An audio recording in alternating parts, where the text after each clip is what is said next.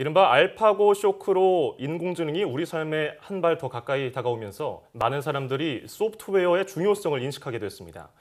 대학은 물론 초중고교에서도 코딩 교육 열풍이 불 정도로 관심이 커지고 있습니다. 과연 우리나라 소프트웨어 육성 정책은 이를 뒷받침할 만큼 제대로 잘 가고 있는 걸까요? 국내 전산학 1호 박사인 문송천 카이스트 교수와 함께 자세한 내용 짚어보겠습니다. 안녕하십니까? 안녕하십니까? 네. 교수님께서는 우리나라 1호 전산학 박사로 알고 있는데요. 1970년에 전산학과 입학하신 걸로 알고 있는데 50년 전이잖아요. 그때는 거의 50년. 네, 전산학이 지금처럼 이렇게 좀 각광받는 분야는 아니었을 텐데 그렇죠. 네, 전산학을 선택하신 특별한 이유가 있으십니까? 네, 그 당시 전자계산 쪽을 한다는 것은 이제 장래가 불투명하고 네. 앞으로 어떻게 될지 모르는 분야로 분류되어 있었기 때문에 왜 하필이면 그 분야를 하나 이렇게 사람들이 많이 의아한 눈초리로 봤습니다. 저는 다만 새로운 분야에 도전해 보겠다는 일념으로 네. 파고 들어보자 이런 생각 하나로 했죠. 네.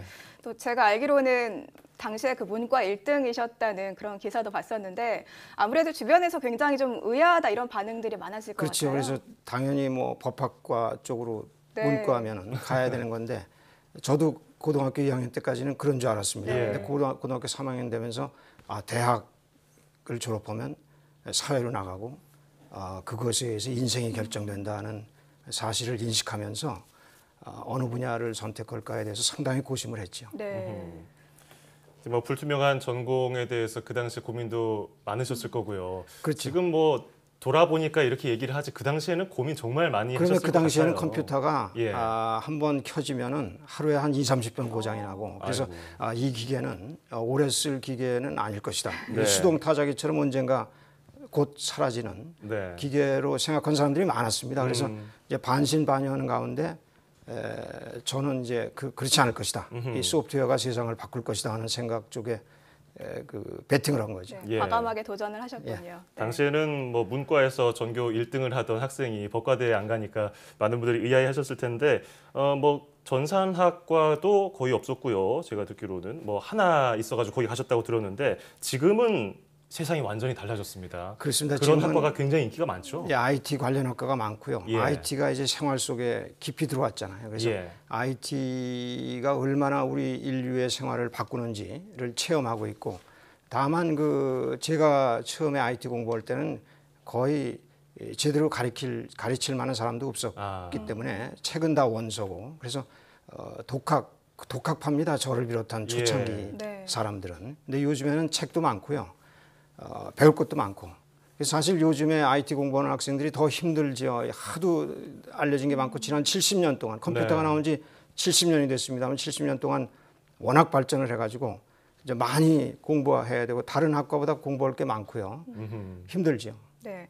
아까 그 컴퓨터 하나 키는데 뭐 20~30분 정도 시간이 걸릴 정도였다 뭐 이런 말씀을 해주셨는데 지금은 우리나라가 정말 명실상부한 IT 강국이잖아요. 그러나 IT 강국의 IT의 20%가 하드웨어고 80%가 소프트웨어인데 사실 20% 하드웨어에 치중하는 삼성전자가 최근에 약진하는 걸 보십시오. 지금 세계 1위 기업으로 등극을 잠시 했습니다만은 소프트웨어 쪽에는 우리가 정말 표현하기 힘들 정도로 굉장히 약합니다. 그래서 80% 목까지 우리가 잘할 수 있다면 20%에만 충실하지 않고 그렇다면 우리가 얼마나 진정한 IT 강국이 되겠는가. 지금은 절름발이 IT 강국의 불편한 진실이 많습니다만 이제 진정한 IT 강국으로 태어나기 위해서는 우리가 소프트웨어 쪽을 어떻게든지 건드려야 돼요. 지금은 건드리지도 못하고 그냥 근처에서 배회하고 배회 중입니다.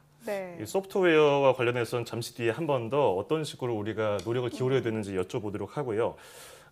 이제 우리나라 IT 산업에 대해서 몇 가지 더 여쭤보면은 알파고 이후에 인공지능에 대한 관심이 엄청나게 높아지지 않았습니까? 그렇습니다. 방금 말씀하신 소프트웨어는 뭐 기본 중에 기본일 텐데 이제 인공지능에 대한 관심이 먼저 커져 버렸고요. 그리고 알파고 쇼크라고 해가지고 야 이거 인공지능이 사람의 일자리 다 뺏어버리는 거 아니냐 이런 우려도 있고요. 그렇죠. 이런 뭐 일각 전문가들의 우려에 대해서는 어떤 평가를 하고 계십니까? 그런 전반적인 시각이 있습니다만은 사실 소프트웨어를 설명드리면은 이게 그 다층 구조로 그래서 한 20~30층 구조가 되는데 맨 꼭대기층이 이제 옥상 거기가 인공지능쯤 됩니다. 예. 그리고 이제 기초 지하실과 1층, 2층 거기에 해당하는 게 이제 컴퓨터의 소프트웨어의 기초지요.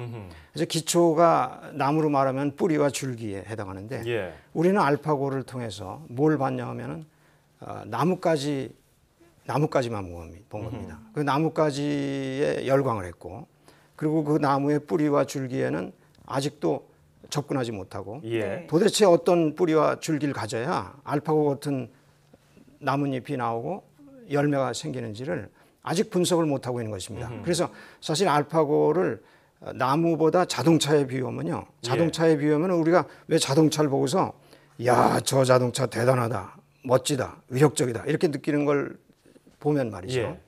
자동차가 겉에 보이는 거는 외형하고 굴러가는 바퀴만 보이지 운전대도 잘 안 보이고 그 안에 엔진도 안 보이고 트랜스미션도 안 네. 보이지 않습니까? 근데 사실은 알파고가 굴러가게 한 엔진은 구글의 소프트웨어, 기초 소프트웨어고 네. 예. 알파고라는 거는 영국이라는 회사에서 만든 그 나뭇잎에 해당하는데 그게 자동차 바퀴거든요. 그러니까 바퀴를 보고서 어우 저 자동차 진짜 멋있네 이러고 열광한 거란 말이에요. 네. 예. 그러면 자동차의 그 핵심을 이루는 엔진에 대해서는 왜 관심을 안 쓰냐 이겁니다. 그게 소프트웨어 기초인데 우리가 거기에 너무나 약하고 지금 그렇군요. 세계 소프트웨어 시장을 놓고 보면은 예. 미국이 세계 소프트웨어 시장의 한 80%를 차지하고 있고요. 네. 우리나라가 1% 미만, 그러면, 0.8%입니다. 그러니까 갈 길이 멀잖아요. 이게 굉장히 그 소프트웨어 분야가 우리 투자가 부족하다는 지적을 해주고 계셨는데 그러면 알파고 인공지능 쇼크가 가져온 현상에 대해서는 어떻게 긍정적으로 보십니까? 그러니까 부정적으로 긍정적인 보십니까? 면도 있고 부정적인 예. 면도 있는데 어떻게 긍정적인 구분해 볼수 있을까요? 것은 소프트웨어의 그 응용층, 이 예. 상층에 해당하는 거기에 대해서는 이제 저게 저렇게 우리 세상을 바꿀 수가 있구나. 아하. 우리가 보통 장기는 컴퓨터가 이겨도 바둑은 안 될 줄 알았어요. 네. 근데 뭐 예. 간단히 컴퓨터가 제압했다 이거죠. 예. 최근에도 또 제압했고. 네. 근데 이제 그거에만 인식을 하고서는 이 건물의 하층, 이 기초층을 안 본 겁니다.